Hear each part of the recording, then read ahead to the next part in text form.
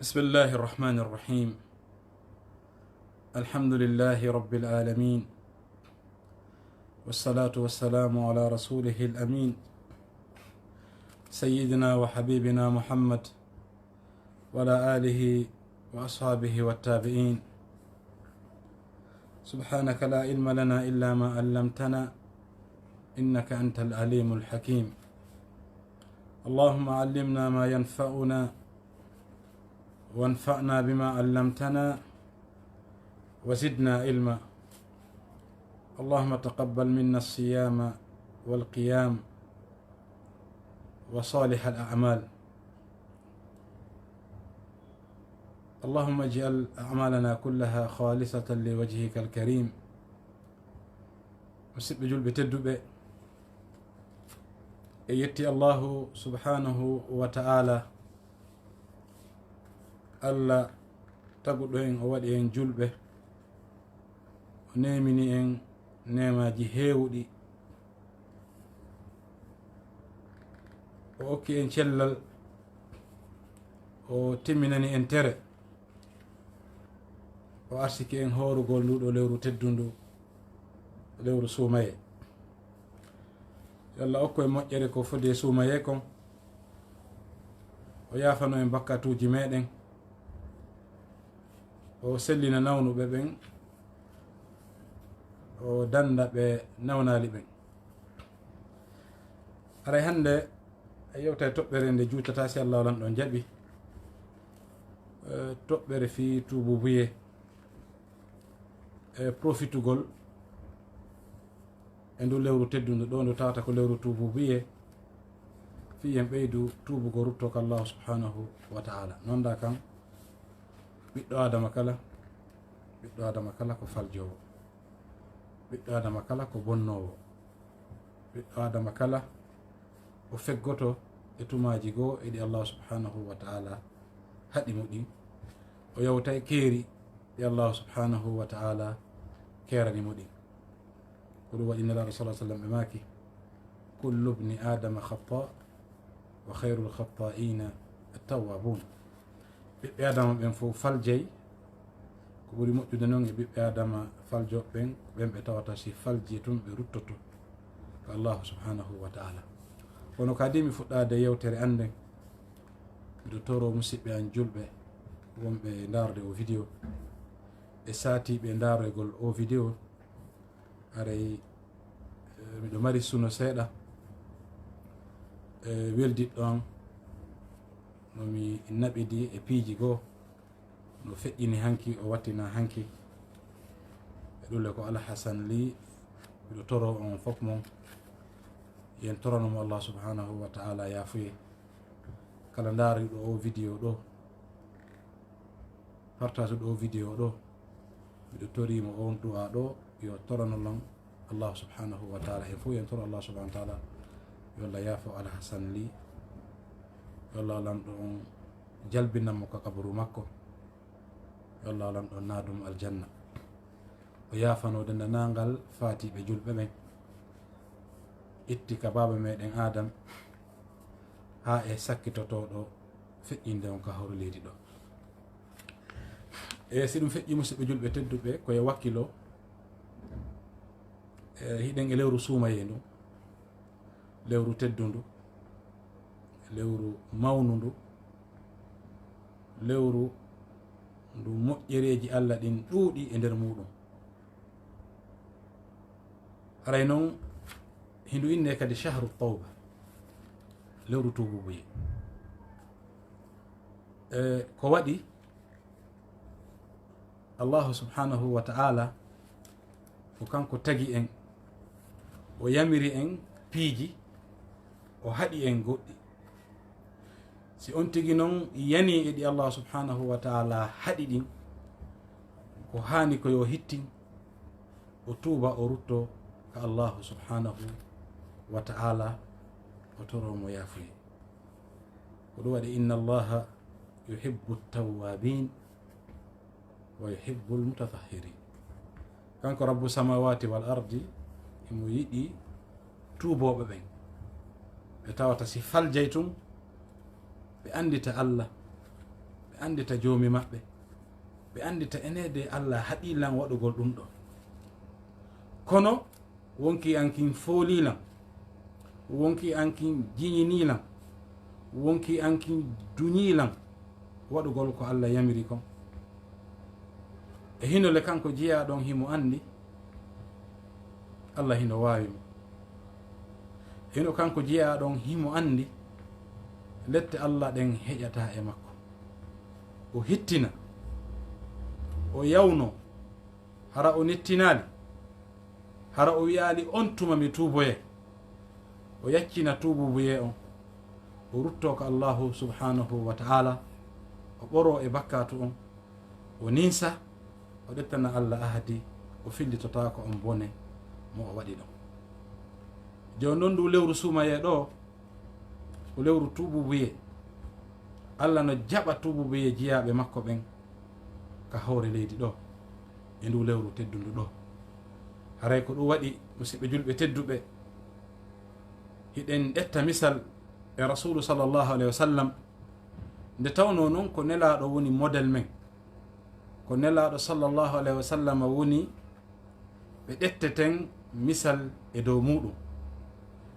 Imam Muslim no filli ka deftere makko hadise mo Abdullah ibn Umar fillani en wondema nelaɗo sallllahu alayhi wa sallam kamɓe dey hari e jonde wotere hiɓe insinotono e Allah, ɓe toromo yarlaye, ɓe toromo yaafuye.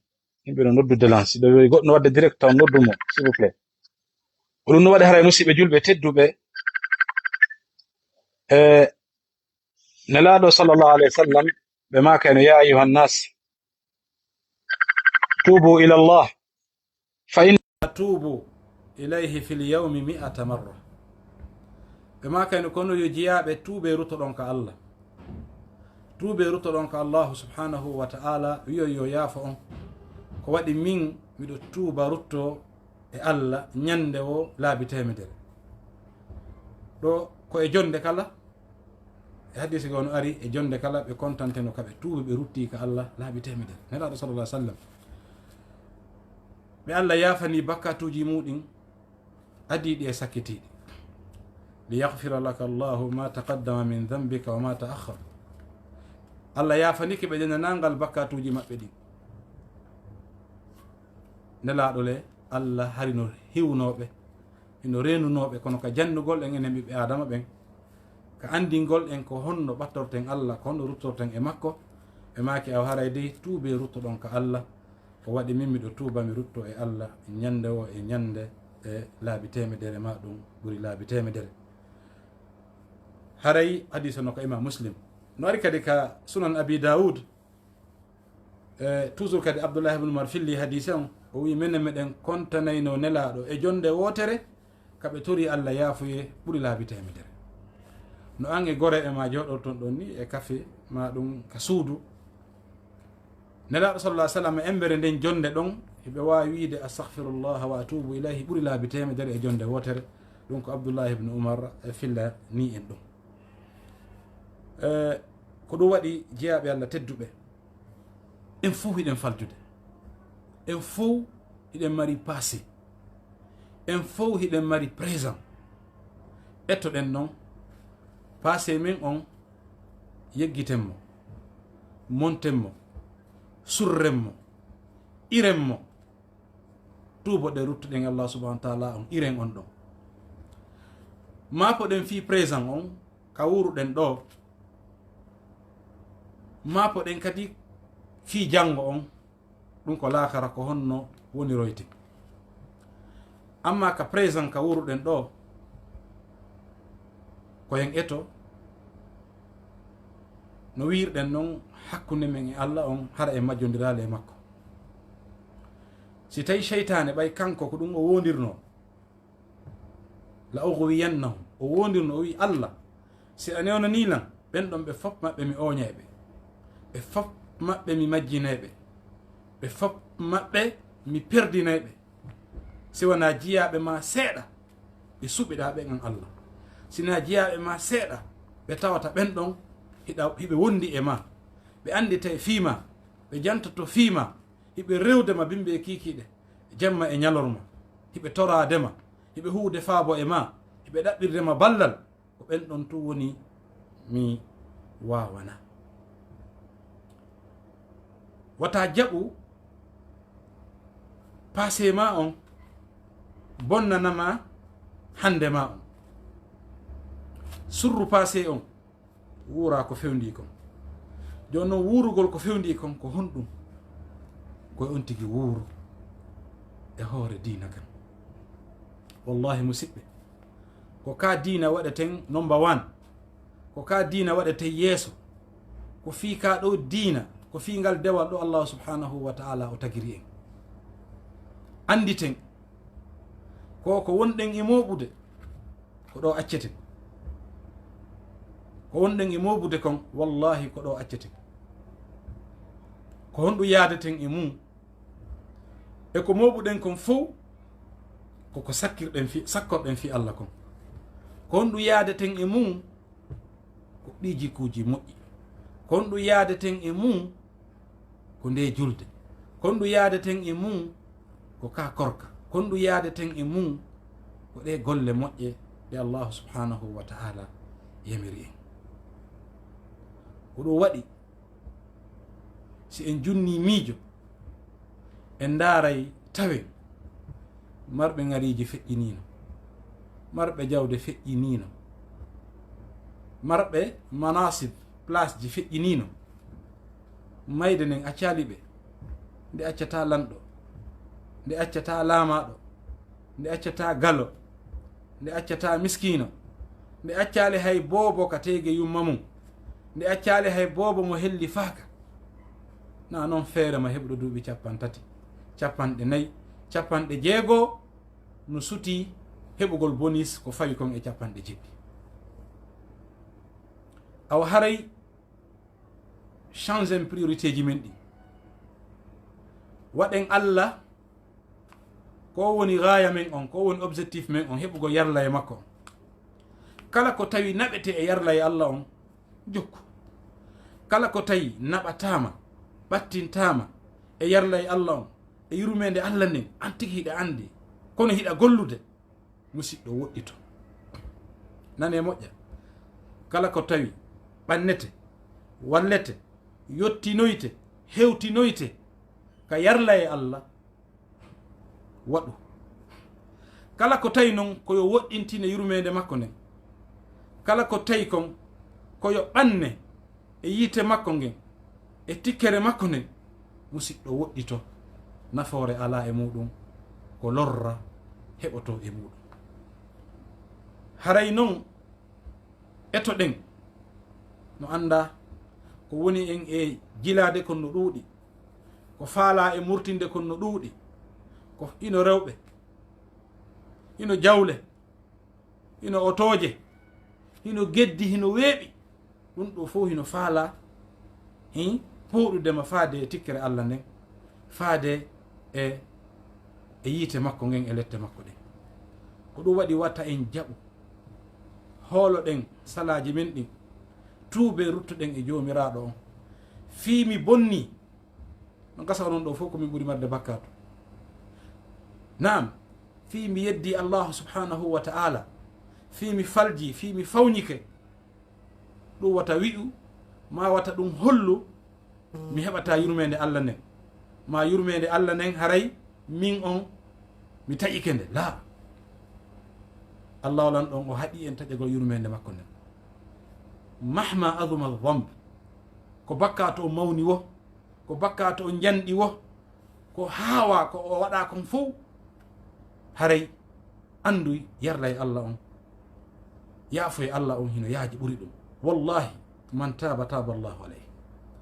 ko waɗɗa bone o si a tuubi tun a laɓɓini tuubi on, Allah subhanahu wa ta'ala o jaabinante.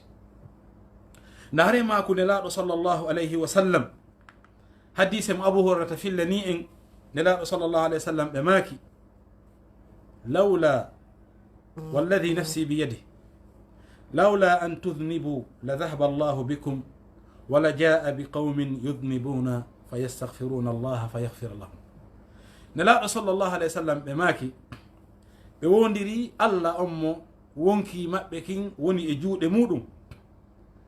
so wonano fii yo en falju arten ka makko kanko Allah tuuboyn, wallahi o ittayno en ka hoore leydi ɗo, o ittayno en ka hoore leydi ɗo, o adda woɓɓe goo faljayɓe ɓe yaccuɓe tuuba ɓe rutto ko Allah subhanahu wa ta'ala. nane dey si tawno naafi yo on falju ruttoɗon ka Allah, Allah ittayno on, o adda woɓɓe ɓe falja ɓe yawta keeri Allah goo, ɓe jaggita yamiroje makko goo, ɓe acca ko ɓe waɗa ko haɗi goo, ɓe acca ko yamiri goo, kono ɓe andita ɓe rutto ka Allah tinna, ɓe tuuba ɓe rutto e Allah subhanahu wa ta'ala. Allahu lamɗo on o yaafoɓe. are hadise no ka imam Muslim. donc ɗum waɗi haray koyen andu Allah kañum nde o yaafoto bakkatuji ɗi, koyen andu Allah dey kanko o yiɗa lettugol en. mada yafalu llahu bi adabikum in shakartum wa amantum. ko on ɗum Allah mari intérêt lettugol on, tampingol on, si tawi o yettimo on gonɗinimo.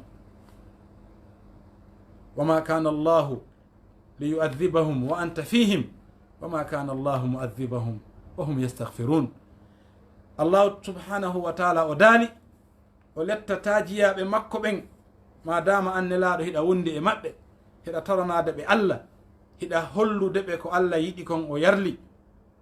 ɗum ɗon ko hoolare goo nde Allah lettata en, ko nden ɗon hoolare nde yeehi ɓayne laaɗo sallllahu alih wa sallam ɓe feƴƴini. haray ko honɗum heddorɗen ko tuububiye on, ko honɗum heddorɗen ko ruttagol e Allah ngol. Allah daali wama kana allahu mu'adhibahum wa hum yastaghfirun. Allah o sifarali himo letta jiyaɓe makko ɓen si tawi jiyaɓe makko ɓen ɓe laatike ɓe insinade ɓe toro Allah yaafuye ɓe rutto ka makko. ko ɗum waɗi hadise goto no ka Tirmisi, hadise weltinayɗo kala julɗo, hadise softinayɗo kala julɗo, jiñinamo ɓernde nden, aminande, sabu honɗum yaajugol moƴƴere Allah nden, yaajugol yurmede makko nden, yaajugol ɓural makko ngal, kanko rabbu samawati wal ard. rawa Tirmisi min hadis Anas, imam Tirmisi o filli hadis mo sayyidina Anas fillani en, qala o maaki ɗum ko hadis qudsi. sayyidina Anas maaki sami'tu rasulallahi sallallahu alayhi wa sallam yaqulu, o nani nelaɗo sallallahu alayhi wa sallam heɓe maaka, yaqulu llahu tabaraka wa ta'ala, Allah bajjo seni ɗon himo daala, yabna adam innaka ma da'awtani wa rajawtani ghafartu laka ma kana fika wala ubali. yabna adam law balagat dhunubuka hanana as-sama'i thumma astaghfartani ghafartu laka wala ubali. yabna adam law ataytani biqurabil ardi khataya ثم لقيتني لا تشرك بي شيئا أتيتك بقرابها مغفرة. الحديث رواه الإمام الترمذي وصححه الشيخ الألباني. musidɓe julɓe tedduɓe hadis ɗo ɓuyno honñima moka Nawawi kadi ko hadis qudsi. Seydina Anas o maaki ñande go o nani nelaɗo sallllahu alayhi wa sallam hiɓe maaka, nelaɗo maaki Allahu bajjo seniɗo on himo daale hadis qudsi, o noddi hombo, Allah noddinan min, Allah noddi on onon, o daare yabna adam, koyo ɓiɗɗo adam, yabna adam, koyo ɓiɗɗo adama, innaka no an, innaka ono an yo ɓiɗɗo adam, ma da'awtani, foddema hiɗa torade lam, foddema ɗa ɓantude sookeje maɗen torolan, ɓayɗa andi komin tun jabinta du'a. sa immike jammaɗa juulude ko Allah tumtorotoɗa, sa gayni juulude ko Allah tumtorotoɗa, hiɗa hooli hiɗa felliti ɗum ko Allah woni ko jabinta du'a, ko ayo ɓiɗɗo adama foddema hiɗa torade Allah, foddema kadi hiɗa jorti, foddema hiɗa habbiti, foddema hiɗa tañƴini, foddema hiɗa felliti, wondema sa torike Allah o jaabinante. jente foddema ɗa torade Allah, foddema ɗa jorti, o jaabinanta kanko rabbu samawati wal ardi on ila torade mo yaafuye nelaɗo maki ghafartu laka ma kana fika wala ubali. Allah daali hadisi kutsi ɗo wondema si a tori kelantum a toroyiɗan e ɓernde laaɓude a timmini sartiji toragol ɗi a jortike kadi Allah o jaabinante a sikkitaki du'a ko duyiɗa kon hiɗa du'ademo kono hiɗa felliti ɓernde ma nden kadi no fewti Allah daali mi yafantoma ko toriɗa yo mi yafanoma ko wurin hara mi haajaka. Ya salam, wo mi yafantoma e kala alhaali ma, mi yafantoma e kala bone mo wonɗa, mi yafantoma e kala alhaali mo wonɗa fewdu toriɗa lan ɗon e ɓernde laaɓude laɓɓinanɗa lan torare nden. Jante lannaali subhanallah. Allah o tow ɗon kadi o daali on hadis kursi yabna adam kayo ɓiɗɗo adama law balagat dhunubaka anana sama hara bakkatuji ma ɗin a golliɗi ɗi ɗuuɗi ɗi fawindirama ha ɗi hewtoyika kammu nane ɗum ko bakkatu buyka a golli bakkatu ha bakkatu on hewtika kammu hakke man ko ɗuuɗi hara o towidira. Allah subhanahu wa ta'ala o daali hara bakkatuji ma ɗin hewtoyi ka tatte kammu refti a wi astaghfirullah, refti a insinike Allah, refti a wi e Allah yafolam mi bonnima, joma daali ghafartu laka wala ubali, Allah daali mi yafantoma wurin mi haajaka. Waɗi Allah himo yaafomo o faala, so o yaafike kadi ko hombo suusi dartade ɗo wiya Allah a hanano yaafade kaari. ɗo ko hadisi kutsi selluɗo wondema si tawi a insinike a torike Allah subhanahu wa ta'ala o yafanoma e palji ma ɗin e boneji ma ɗin koɗi ɗuuɗi wo koɗi ɗuuɗi si a laɓɓinani Allah tubuye on Allah subhanahu wa ta'ala o yafatoma. Jente lannaali kadi jomma daali yabna adam koyo ɓiɗɗo adam law ataytani bi qurabil ardi subhanallah law ataytani bi qurabil ardi khataya koyo ɓiɗɗo adama andi nanen ko fi kammu ngu yewta ka ɗo ko fi leydi ndin koyo ɓiɗɗo adama hara a arika an hara hiɗa wondi e ko fotata e leydi ndin janɗude bakkatu nane a arika an hiɗa jogii ko fotata e leydi ndin bakkatu a arika an hara hiɗa insini tori Allah yo Allah yaafoma hara noon asirkanalimo hara asirkanalimo summa laqitani la tushrik bi shay'a refti hawra e an tawa ka golleji ma fof ko bonɗi ɗin ko ɗi waɗi o shirku noon ala ton la tushrik bi shay'a joma dari la ataytuka mi addante bi qurabiha ko fotata en ndilleydi ɗon maghfirata yaafuye. Ya salam, sa ari ko fotata e sa ari ka Allah hiɗa mari ko fotata e leydi ndin tew bakkatu a ari ka Allah tawi a shirkanalimo a torike yo Allah yaafoma Allah subhanahu wa ta'ala o addante kadi emberen leydi ndin tew yaafuye yani o yafantoma dena nangal bakkatuji ma ɗin. ɗo waqfa o koko wiyete shirku surtout onon bandiraɓe amen ɓe ngo yafato mi torike on wata on hoolo jiyangel accon hoolagol taguɗo on wata hoolo aadenjo yahowo hurgo weeleteɗo ɗanotoɗo resowo nawnowo woytotoɗo mo wawana hoore mum hay fuy si malakul mawti aranimo o wawata yirtade mo wodi wata ɗettu fiyake ma jonna on acca Allah taguɗo leydi tagi kammo warowo wurnita niɓɓinowo weetina wata mapo ha yaha karama ko are a shirkani Allah wata mapo ha haɓɓa talkuru are a shirkani Allah wata mapo ha wenga kaydiri daneri ka dambugal ma wiya ko ɗum dandatama hara a shirkani Allah wata mapo ha wattoɗa leppi jeɗɗi sikka ko ɗum dandatama fiɓa ɗum dandete ɗum dandatama wata mapo ha haɓɓana ɓiɗɗo ma ñiire ngiiru sikka ɗum danda ɓiɗɗo ma ɗum dandatama hara a shirkani Allah subhanahu wa ta'ala hooloro allah taguɗo leydi tagi kammo warowo wurnita allah o monɗen e torade o dandowo en o okkowo en ko faala ɗen dandowo en ko huluɗen ɗettu fiyakeji ma ɗin fo jonna allah allah ko ɗum welatamo ko ya gongimmo hooloɗamo toroɗamo kadi wallahi haynde wotere goɗɗo jikkali allah allah soynimo jikke ɗe kala ko mapinma musidɗo julɗo tedduɗo salligo ha gayna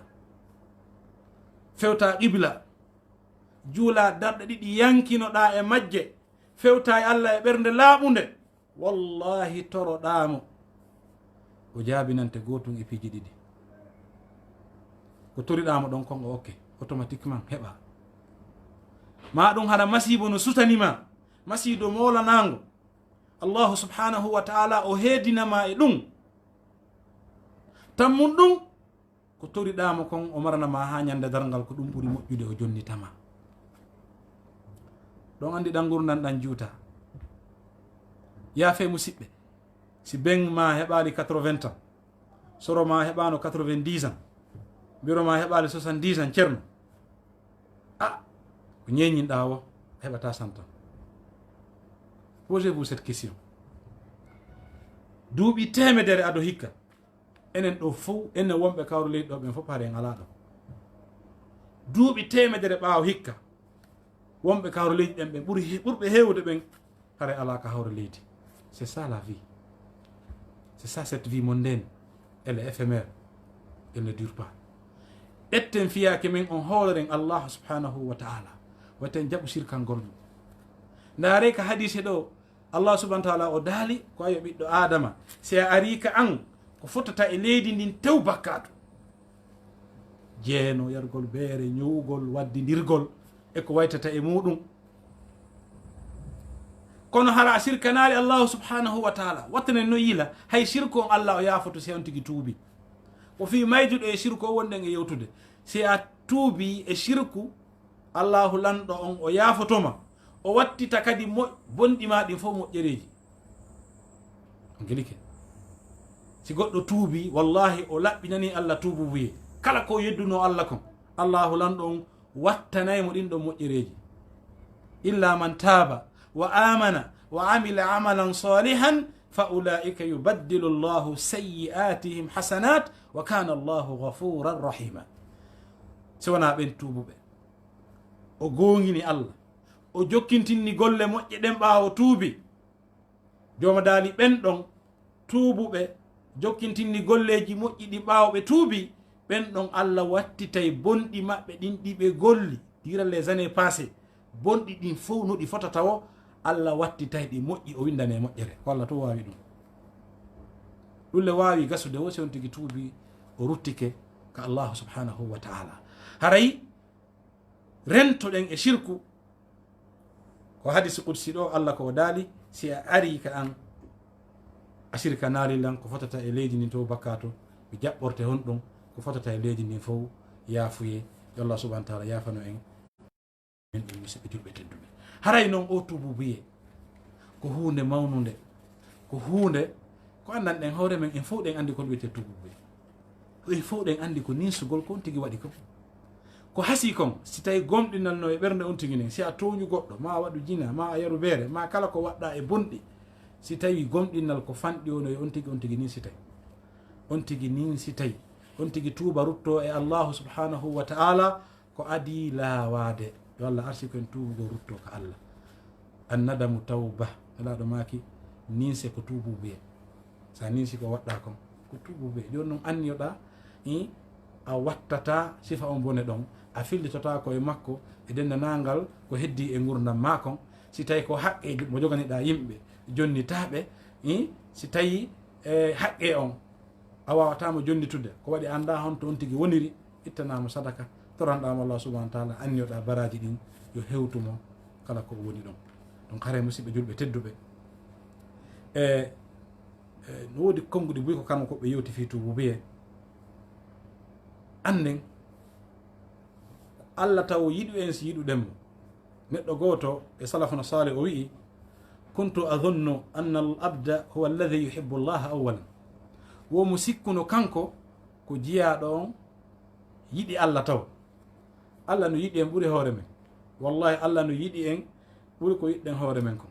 Honɗum Allah subahanahu wa taala o daari, o wi si tawi on o waɗali ko yamiroɗon kon ka hoore leydi, fa sawfa ya'ti llahu bi qawmin yuhibbuhum wa yuhibbunahu. O wi mi addoya yimɓe, si tawi o waɗali yamiroji an ɗen ka hoore leydi, mi ittayay on, mi adda yimɓe ɓe mi yiɗi hara kadi ko yiɗuɓe lam. O wi ko Allah adoto yiɗude neɗɗo on si neɗɗo o yiɗa joomi makko. Tuububuye on kadi musidɓe julɓe tedduɓe, ko si Allahu lanɗo longini tuububuye on ka wonkima ka ɓernde ma si tuuba kadi. Donc Allah ko kanko waɗata ka ɓernde ma ya tuubu si tuuba. Yo Allah arsi ko en ɗum, yo Allah arsi ko en ɗum. Ko ɗum waɗi Allahu subhanahu wa ta'ala o daali ka deftere makko teddunde ɓayɗen andi Allahu subhanahu wa ta'ala kono o wi summa taba alayhim liyatubu. Refti o jaɓani ɓe, refti o longini ɓe tuubugol ngol, ɓe tuubi noon si o jaɓani ɓe. Summa taba alayhim, refti o longini ɓe tuubugol, ay alhamahum tawba, o longini ɓe e tuubu si ɓe tuubi. Fa taba alayhim, o jaɓani ɓe tuubu biye. Allah subhanahu wa ta'ala on ko kanko kadi weltori en e si weltorɗen mo. Allah dai radiyallahu anhum wa radu an. Hara ɗiɗo piiji fof ko holluɗi en Allah kañum so yiɗano en o tagatano en, so yiɗano en o lettayno en, kono kanko wona non o sifori.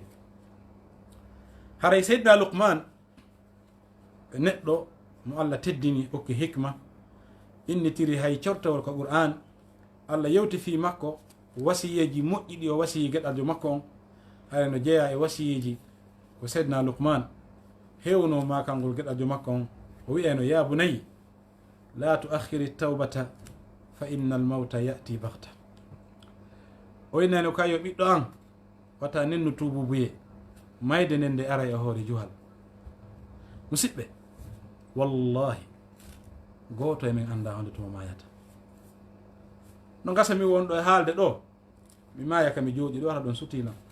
Allah no wawi, mi waɗi e yi'i, e yi wonɓe suude ballon e maya ka nder tere, e yi wonɓe jangude Qur'ana, goɗɗo no jangude Qur'ana e yi'i o maayi ka woni e jangude ɗon, e yi goɗɗo no sujjude imo juulande Allah, o maayi ka o sujji ɗon, e yi kadi goɗɗo no yara beere ha maaya, e yi kadi woɓɓe no wadde jeeno maaya ka hoore jeeno ɗo yo Allah dande waɗi yasu billah. Seydina Luqman ma kani geɗaljo makko on ko ayo ɓinguel an wata nettin tuububuye, enen ɗo fuu wata nettin tuububuye. He tuubugol ñande o koyen tuubu, anana buyno wi'a mi tuubi yo to mi yehi hajju. Hajju ko sa yehi Allah ɓorama bakkatu wawa ñande jibinaɗa, a tuubay ka wonɗa ɗo ñande o ñande koye a tuubu. No woodi no kasara ala yeddude Allah e kene, kono tawa miijo ma ngo moƴƴa, ma tawa hiɗa warde kulloy koye wonɗa e yaaɓude ka hawro leydi feƴƴa, wara ñuukoy, wara kulloy koye toñama, a sikka si Allah nanguetirima ɗum a yaltoye, a yaltoyta. Joni noon ɓay en ala garanti, en anda ko duuɓi jeɗo wuureten, en anda ko honno tuma mayeten, en anda ko honno mayirten, en anda ko honde tuma ko duuɓi jelu heddani en. Wata en satin tuububuye, yo Allah yaafo en, wallahi wata en satin tuububuye. Tuuben tinna, tuuben tinna. Moyi o gorejo an feƴƴinɗo ɗo, j'étais un jeune plein d'ambition, plein d'ambition, courageux, battant, mais tawi Allah ko ha ɗo hoddiri, tawi Allah ko ha ɗo hoddiri. Fa ida jaa ajaluhum la yastakhiruna sa'ata wala yastaqdimun. Si lajal ka Allah windi ɗon on tigi maya neñande, ko Allah windi kon ko yerɗum ɗon ñamata, ko ɗiɗo fofaali fofata, ko ɗeɗo taɓanɗe yahata, si ɗum ɗon hewti a négociata ha ɓeydaneɗa ko añaɗa o kadi ko yimɓe ɓen añuma o ɓe wawatama ɗuytande ko Allah windi kon a wuura e mum. Ko lajal, ko lajal windagal satangal si hewti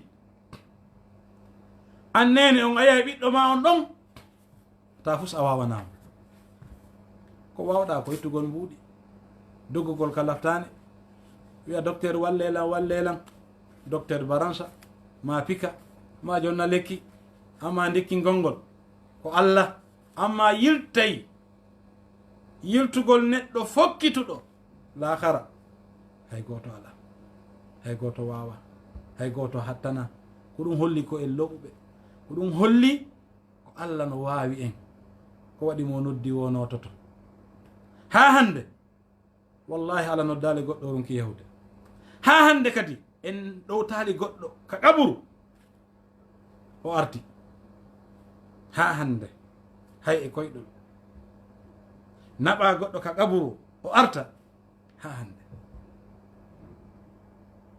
ɗum ko no woniri ko ɗum waɗi musidɓe hittinen o tububuye wata en nettin tuuben eɗi fof tuuben e kala bone won tosokum tuuben e kala bone ñano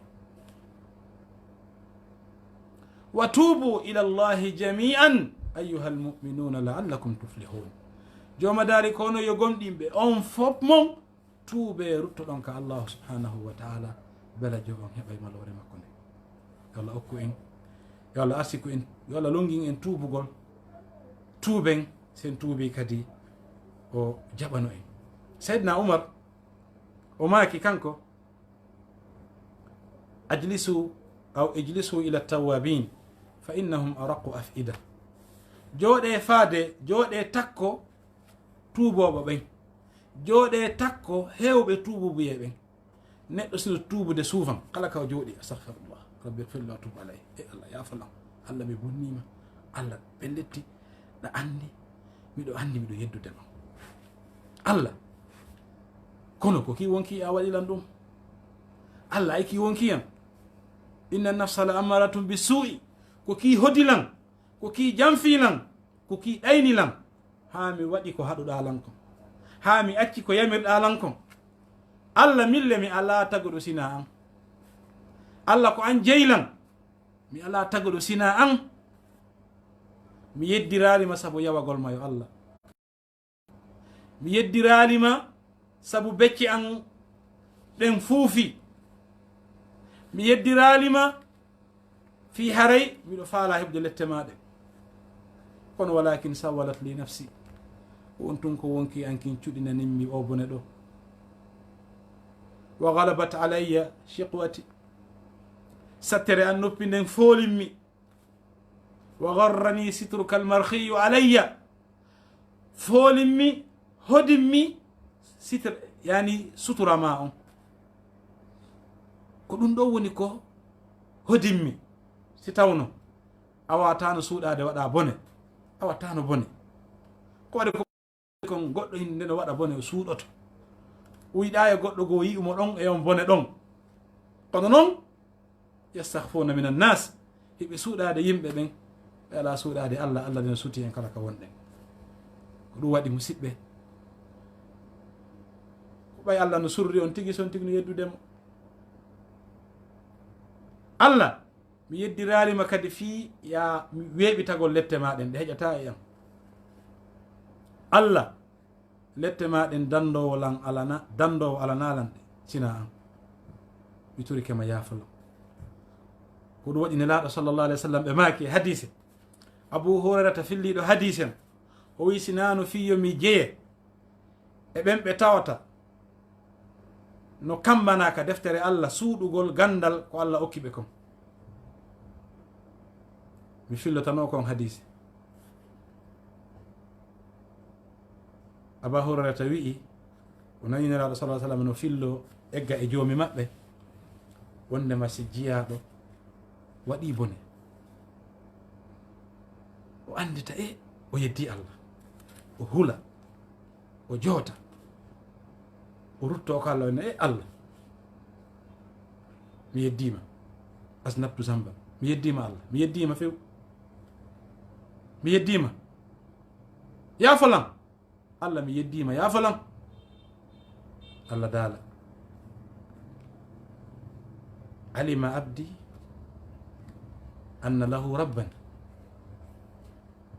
yaghfiru aldamb wa yu'akhidhu bildamb faqad ghafartu lak Allah dala jiyaɗo an on o andi jaka o bonnilam, o andi himo mari allahjo yafotoɗo bakkato, himo andi himo mari allahjo lettirowo bakkato.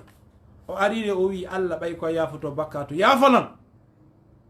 Allah dala mi yafike mo, o tuuba. Wonta ɗon kadi ha seytane foloyamo, o waɗa ko boni,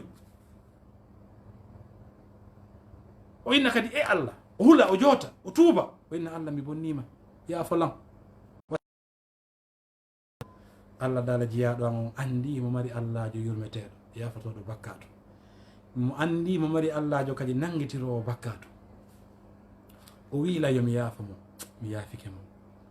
Andugol tun ko Allah yaafoto, andugol tun ko Allah tagi on tigi, ko Allah haɗi on tigi, a yeddimo, Allah arsikima kadi ruttagol ka makko. Allah dala sabu ɗum ɗo mi yaafike ma, ha timma laabi tati. Neɗɗo mo tawata tuma kala o tuubi, o laɓɓini, o arti ya ha ñande goo kadi seytane foolamo. Allah dala imal ma shi'ta faqad ghafartu lak. koyo jiyaɗo an madama ɗa andi komi yafoto bakkato, ɗa andi mi nangitiray kadi bakkato, ɗa andi Allah yawto bakkato sina min, awa gollo ko falaɗa an mi yawtanima. O hadise ɗo holla ko yen duumo e ko boni, ma yen tuubu bonniten tuubuɓe men on, ko hollugol en tun yaajugol yurmede Allah nden, wondema ko kankoni ko yafoto, ko hollugol en tun Allah subhanahu wa ta'ala yurmede nde ɓuri tikkere makko nden. Wallahi tanki neɗɗo on mayde nden arare ha ka ɓernde, mayde nden arare ha o hiri, nange ngen fuɗɗirari hirnange nge mutiri funnange, si o tuubi tun Allah jaɓanema tuubiye. ɗum haray tuube ruttuɗen ko Allah subhanahu wa ta'ala, ko kanko Allah woni ko yaafoto. ko ɗum karmo ko jogoto no wi'i yalal ajab mimman yahlak wa ma'ahu najah. O wi kawe iskin neɗɗo halkotoɗo hara himo mari ko dandatamo ko halkata neɗɗo on ko bakkatuji ɗin. Wallahi bakkatu no halka goɗɗo, ko honɗum dandatamo ɗum ko tuubugol ngol, ko honɗum dandatamo ɗum ko wigol ko istihfar on, ko insinagol ngol ko allahu subhanahu wa ta'ala toromo yo o yaafo on tigi. haray noon no jeeya e mandeji tuubugol ngol, albuka'u ala ma salaf, wullugol ninsita tawa sa waɗi bakkatu ɓiyen a yari beere ma waɗi jeeno, tawa tuma kala andituɗa fi ɗum ko ya wullu, tawa na ya anditu ko weli ko heɓunoɗa kon, tawa ko ya ninsu, tawa ko ya hulu, tawa ko ya wullu. musidɓe, yo Allah arsi kan, yo Allah arsi ko on bojjugol fi Allah, wullugol fi Allah. buy emen wullay fi fatunde, buy emen si gazama wullay aɗa anniyaki, buy emen si jawdi mum perdi wullay. wallahi kono fanɗi mi innali ala no gasano e moɗon joɗotoɗo kañum tun jemma, ma o yalta e jardin, ma e sera ndiyam, o miijito fi Allah ha o wulla. yo Allah arsi kanɗo, yo Allah arsi ko yitere wullude fi Allah natata yiite jahannam. yo Allah arsi kan ɗum, wela heɓude noon. ya jooɗo ceerno tawa a perda, tawana ɓeygu ma wi hande on a walta ka suudu, ɓay Europe ɗen andi ko ɗum. joɗɗa wulla tawa ko kolol Allah wullimma, tawa ko fi Allah wullimma, tawa a miigiti fi Allah ha wulluɗa, tawa a taskiti fi tagu Allah ngun ha wulluɗa. yo Allah arsi ko hen ɗum. no jeeya en jeɗɗo ɓe Allah ɗowoyta ka ley ɗowdi arsi makko, ñande tawi ɗowdi elasina ɗowdi arsi makko nin, neɗɗo weddiɗo o miijiti fi Allah ha o wulli. nelaɗo maki aynani la tamassuhuma nnar, ɓe maki giite ɗiɗi, yani gite ɗiɗi yiite memataɗe, si yiite memali gite ɗen memata kadi ɓandu hedditindu. ɓe maki aynun batat tahrusu fi sabilillah, yiitere yani hiirunde aynugol fi Allah ka jihadi, ma aynugol juulirde, ma aynugol piiji dow humunirɗe e diina kan.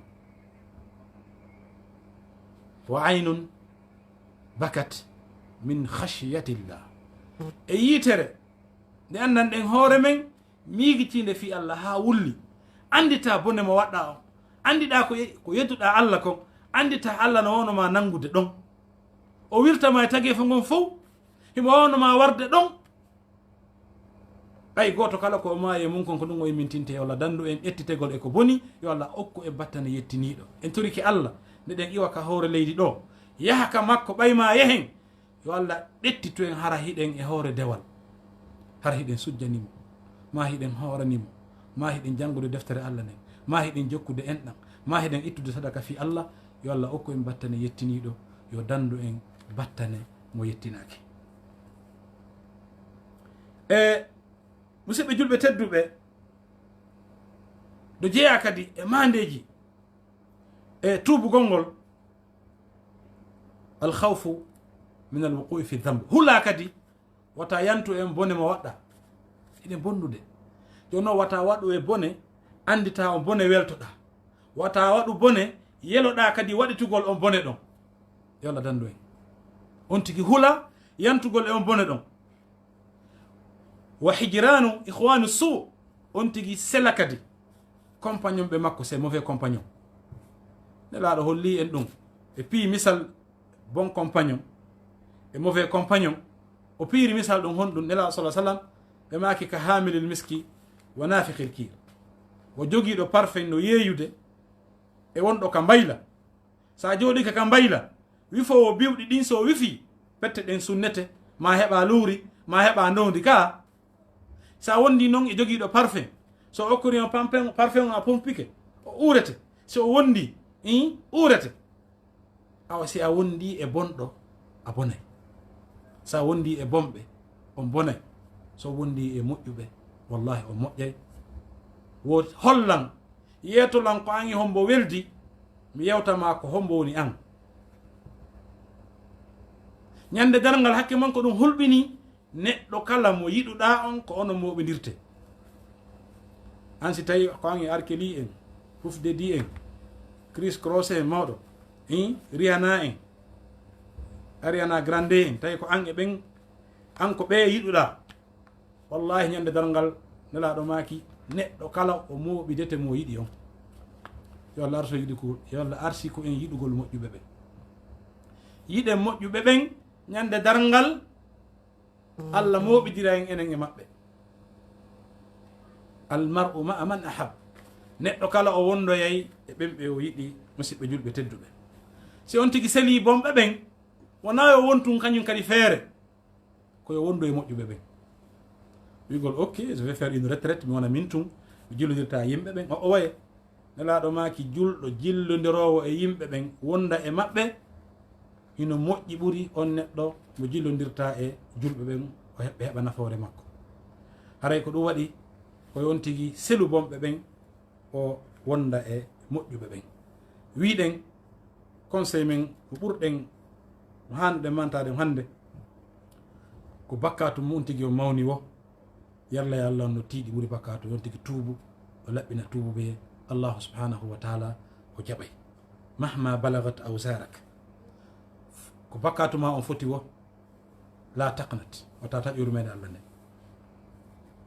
innahu la yayasu min rawhillahi illa alqawmu lkafirun taƴotako yurmede Allah nde sonaɓe yimɓe heferɓe sinaɓe yimɓe haray e dullamɓe Allah yeddi yamiroje makko ɗen musidɓe julɓe tedduɓe watan tugi taƴo bakka yurmede Allah nden ko bakkatuji makko on ɗuuɗi o fama jaa allahu tawbata illa lil usa Allah waɗanali tuubu biye on si wona fi yedduɓe ɓen wama arsala al anbiya illa liddallin aw wama ursila al anbiya illa liddallin Allah o nelirali annabaɓen sina fewnugol majjuɓe ɓen wa kadhalika wama jaala almaghfirata illa lilmuznibin Allah waɗali yaafagol bakkatuji ɗin si wona yimɓe waɗuɓe bakkatu ɗen wama summiya wama samma nafsahu Allah jammirali hoore makko o hande mo mari inde wiyetende al-ghaffar Allah ko ghaffar ko hewɗo yaafagol bakkatu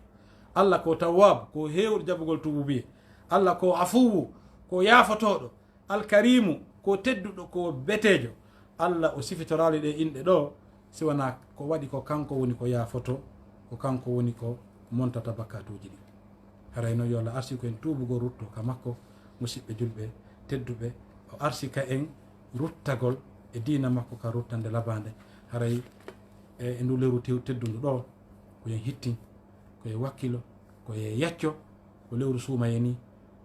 lewru suumaye kadi no inne chahru tawba, lewru tuububiye. hettinen tuuben e kala boneji men ɗi fof majji Allah yafoto sen laɓɓini. nin sen ko feƴƴi kon ka fewndi ɗo eto ɗen moƴƴinen janngo men on. janngo men on ko honɗum ko lahara. mais malheureusement hannde hiɗen nana kala yewtowo koyda ko prépare ton avenir. prépare avenir ma on, prépare avenir ma on darnu, prépare avenir ma on jombo, prépare avenir ma on heɓu ɓiɓɓe, on heɓu golle ka yoɓeteɗa. prépare avenir ma on, prépare avenir ma on haray honɗum fiyo adna ma on tum moƴƴu. prépare notre avenir, mais préparons plus notre devenir. préparen avenir men on ɗum ko ɗo, kono devenir men on ko lahara. yo Allah arsi koen ɗum kadi moƴƴiren.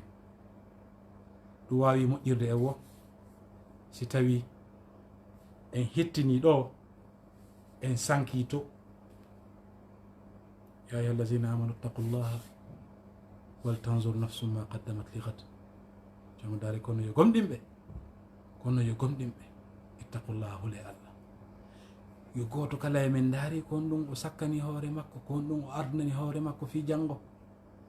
o ndaara julɗe makko ɗen, est ce que mo julde e leer, est ce que mo timminde julɗe makko ɗen, est ce que golle makko ɗen ɓuranamo julde nden, est ce que rendez-vous ji makko ɗin kanko e ɓe o gollidata ɓen, kanko e docteur jo makko on, kanko e alhaaliji makko ɗin o ratataɗi.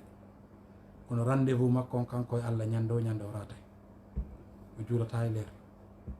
zakka itte o heɓi, itte o fuɗɗi ɗaɓɓere ha hande o ittari zakka, on ɗon ala préparade fii to. mawɓe makko ɓen himo akkitiri ɓe ni, haajum makko ala e maɓɓe. nene makko toromo 100 000, ɓene nene ala. jiwon noddamo ka téléphone inna chéri nde wotere orange woni 200 000. o nande awa ardinanen hoore men ko moƴƴi. ardingol ko moƴƴi kon musidɓe julɓe tedduɓe, ko ɗum ɗo woni ko nafata en, ko ɗum ɗo woni ko taweten janngo. si goɗɗo ari wi fi sabilillahi okkorelan fi Allah, a ɗetti 100 francs a okkimo, ko ɗum handindinɗa e hoore ma ka Allah. nani e moƴƴa. nelaɗo sallah sallam ɓe maki ɓiɗɗo adama no inna maali jawdi an ndin. Allah subhanahu wa ta'ala o daari wala e jawdi makko ndin sina konko o ñaami woni ka nder reedu makko o hawkoyi ma ɗin coñci ɗi o ɓorni e makko ɗi lanni e ndin jawdi ndi o sakki o heddini fiñande dangal. o ala e jawdi makko ndin sina ɗiɗo piiji tati. joni noon koko sakki o heddini konko ɗum ɗon o hettoyta kadi. joni noon si on tigi hokki 100 francs ko ɗum o hettoyta, siko ɓuri ɗum ko ɗum o hettoyta. aray musidɓe julɓe tedduɓe wakkilo ɗen, aray mi hiwrike on fof mon, mi jarni on, aray mi ɗo fuɗɗito komi fuɗɗorno kon ka aranu. mi torike on fof mon kala darɗo vidéo ɗo yo torano en fof men yo Allah yaafa mawɓe meɗen ɓen, yo Allah yaafa kala julɗo.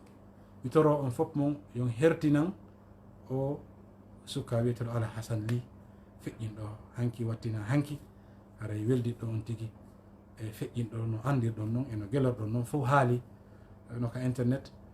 en turiki Allah yo Allah yaafo mo, yo Allah yaafo en yaafomo, yo Allah naadumo aljanna, yo Allahu lanɗo waɗu barki e ɓeygu makko e ɓiɓɓe makko ɓen e yumma makko e ben makko en. yo Allah subhanahu wa ta'ala okku en enen kadi battani yettiniɗo. yo Allah taw hara hande hara kanko Al Hasan Ly ka kabru makko himo welti sabu duwaji min ɗin. yo Allah yeññamo kabru makko waɗa kabru makko rawdatu min riyadil janna. en turiki Allah subhanahu wa ta'ala enen kadi ñande wa'eten no o wayi ni ɓay feere ala e maaye. yo Allah taw hara ko yaafede aditi ladial. ala miɗo toro on partage gol vidéo on, miɗo toro on du'a fi mawɓe meɗen hikkiɓe yeeso ɓen e fi kala feƴƴinɗo e julɓe e o musidɗo men feƴƴinɗo ɗo. toroɗen Allah, tuuɓe ruttoɗen ka Allah, mawninen fi Allah, yiɗidiren hakkude men, tamodiren, jokken enɗam, Allah yiɗa en, wallidiren, Allah walla en, nafidiren, Allah nafa en, jogodiren, Allah tiiɗina en. rabbu samawati wal arde ko wawɗo ko hattanɗo. haray o yaafoto si tawi tan on ɗetti on juuti, haray miɗo toro allahu subhanahu wa taala en fof min yola jaɓa en kon en horde kon yo naado en aljanna. ray miɗo daro ɗo miɗo yaafino e moɗon somi falji ka yewtere ko yewto faljata. aray kadi ko suumaye ni hito on hino jolti seeɗa. aray en toriki allahu subhanahu wa taala yo allah malnu en kala ka wonɗen, kala e meɗen marɗo ande yo allah ittanmo, kala e meɗen marɗo ande yo allah ittanmo, kala marɗo mapunde yo allah ittanmo, kala e meɗen faalaɗo goɗɗum ko nafatamo ko dagi yo allah okkumo, kala e meɗen huluɗo goɗɗum yo allah subahana taala on dandumo. sonnaɓe resaɓe yo allah hejjindinɓe muudi maɓɓe, ɓe resaka ɓe yo allah okkorɓe worɓe huloɓe allah kono resaɓe, duhiɓe resuɓe yo allah hejjindinɓe sonnaɓe maɓɓe ɓen, waɗa barke gueɗal ɓe maɓɓe ɓen, faalaɓe ɓiɓɓe ɓen fof yo allah okkorɓe, ɓiɓɓe huloɓe allah, ɓiɓɓe rewayɓe allah, ɓiɓɓe odaɓe yo allah fewnuɓe waɗa barke maɓɓe. ɓe tawata kadi allah okkal ɗum ɓiɗɗo wata ɓe suno. allah no okka goɗɗo goɗɗum tawa yiɗamo, allah kadi no ɗawa kadi goɗɗo goɗɗum tawa himo yiɗimo.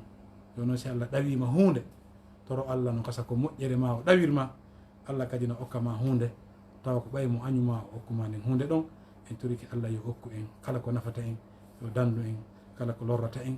assalamu aleykum wa rahmatullahi wa barakatuhu wa jasakumullahu khairan wa barakallahu fikum.